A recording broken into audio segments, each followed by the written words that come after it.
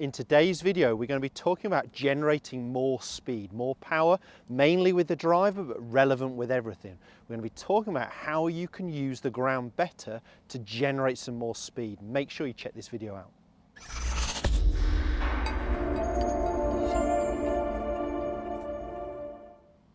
Welcome back to the TruGolf Academy. You join me, Jon Watts, today at Branston Golf and Country Club. Today's video is all about power, generating more speed with the driver. So really important now that we're into winter time and the ball isn't rolling as far, we want to carry that ball as far as possible. We're potentially even playing more drivers than we normally would in the summer.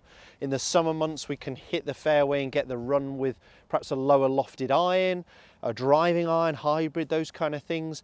And in the summertime, we've got to think about the ball bouncing off line, whereas in the winter, really, it's flying distance, it's carry distance. The ball really isn't going to run very far, so we're potentially hitting a few more drivers. This is also a great time of year to be on the range, working on generating some more speed, and perhaps forgetting the result initially as you're trying to do it. Now, today's tip came from something I read Cameron Champ mention, and he was talking about how he's using force platform data and how he feels like he just pushes down into the ground with all his might and he just lets the rest happen. Well, that's a fantastic idea that we're trying to create, that downward force on the downswing. So he's getting that feeling that he's just pushing down into the ground as much as he can as he starts his downswing. What we see with the real elite golfers is they do create that force, that downward force into their lead leg in the transition. So they don't feel that at the top of the backswing, but as their backswing is completing and the downswing is just starting, that pressure is increasing into their lead side and definitely moving down into the lead foot. And you've got to ask yourself, do you feel enough of that? Are you generating enough power, enough speed? I know I'm not, and I want more of that. So what I'm going to get the feeling of is in the transition, pushing downwards more.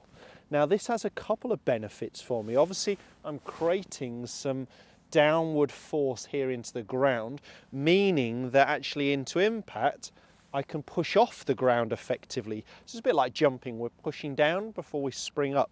So the downward force into my lead leg means that as I come into pre-impact, into impact here, I can actually push off the floor and generate more speed. I'm generating this upward speed, where I'm now actually allowing my arms to fully release. I'm allowing my body to open. I'm pushing off the ground. It's a massive power source. But the other thing it does, if it's happening in this transition movement I'm pushing down, is it means I'm starting with my lower body first. I'm almost feeling like I'm leaving my upper body lagging behind.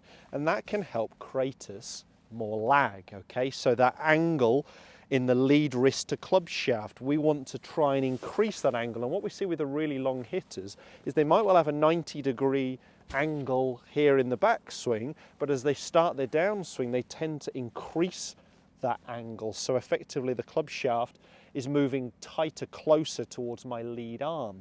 So we're getting this sort of movement rather than most amateurs starting with their upper body and losing that angle. So what I want you to go ahead and do is make a couple of practice swings, feeling that in that transition movement, we're actually just really trying to feel some force being applied towards our lead foot.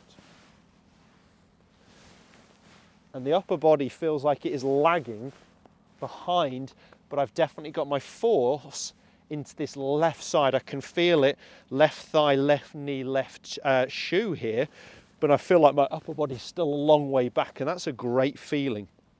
I filmed a video about talking about the transition movement, generating some more lag, very relevant to what we're talking about today, and I will put the link just up here, well worth checking out. What I'm going to do is just jump into a hitting one here and really getting that sensation before we talk a little bit more about it. So in that transition, applying the force towards my lead foot. Let me give that a whirl.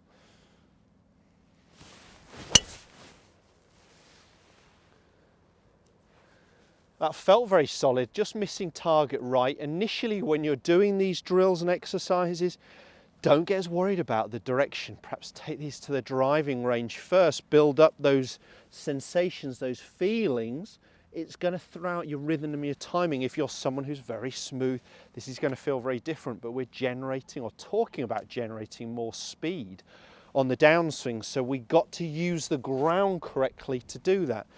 Now, is that my knee? Is that my ankle? Is that my hip moving first? Personally, I feel like my lead knee is moving out towards the middle of my foot. So you'll see that my lead knee is kicked in a little bit, and I just try and get that sensation of my lead knee pushing out towards my lead foot here to almost recenter itself.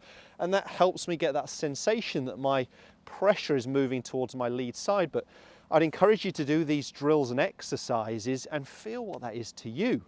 So I want you to wind up into the backswing, really get that sensation that we're pushing down with our lower body but keeping our upper body back.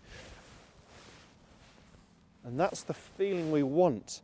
Now, if you feel like you're losing a little bit of height as that happens, almost in this squat movement, that is absolutely fine, because what we will be doing is pushing off the floor as we rotate.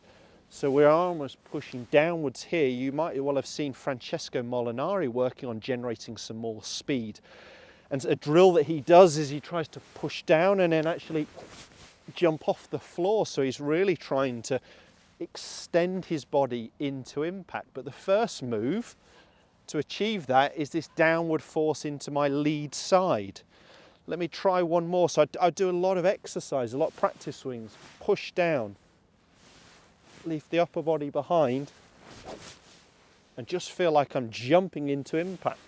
You may not need to focus so much on the jumping part. Cameron Champ is not saying that he's not aware of it. He's just pushing down with all his might. His body is reacting to that. So it may be more of a reaction than a conscious thought. The conscious thought part may be the loading the pressure into that lead side at the start of the downswing. Let me try one more there, really getting that sensation. Remember, this is the time of year to experiment. Definitely on the driving range, generating some more speed, some more force.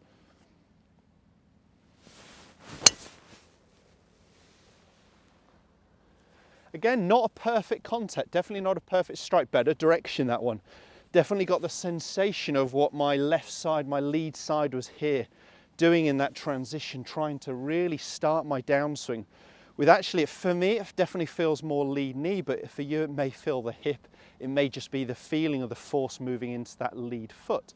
But I know if you give those drills and exercises a go on the driving range to help you generate more speed, we're talking about using the ground better. We're talking about allowing your body to open, allowing your body to extend, giving your arms room to extend. They're all power moves, and they all really come about from this transition movement. Are you using the ground correctly?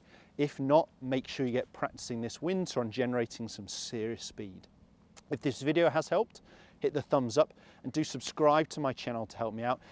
It allows you to see all these new content every Tuesday, every Thursday. If you hit that little bell icon, you get notified that when a new video goes live, so you never miss one again. All free content, hopefully very relevant for you. Great to get some feedback from you guys as well if you did enjoy this, or want me to film even any videos that are relevant for you.